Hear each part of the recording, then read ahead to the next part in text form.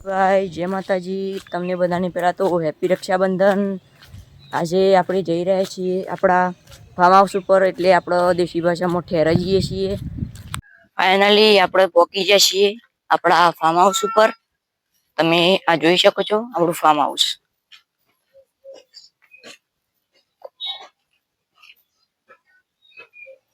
અડધી ગાય ભેંસો ને બધું આવાજ બધવામાં આવ્યું છે ને અડધું પેલી સાઈડ બધવામાં આવ્યું છે। નાના બચ્ચાઓને આ પિંજરામાં બાંધવામાં આવ્યા છે। આ સ આપણું ડાળિયું, અને ડાળિયામાં તમે જોઈ શકો છો દોવાન મશીન છે। આનાથી કામ ઝડપી અને સારું કામ થાય છે। આ છે આપણું કટર મશીન। આનાથી આ તમે જોઈ શકો છો નાનું નાનું કમ્પ્લીટ કટ થઈ જાય છે।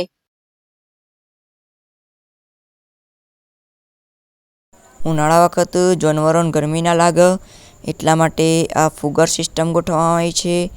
તમે આ જોઈ શકો છો ફુગર સિસ્ટમ। આનાથી ગાયો દોવામાં આવે છે। આ મારા કાકાનો છોકરો છે રણવીર।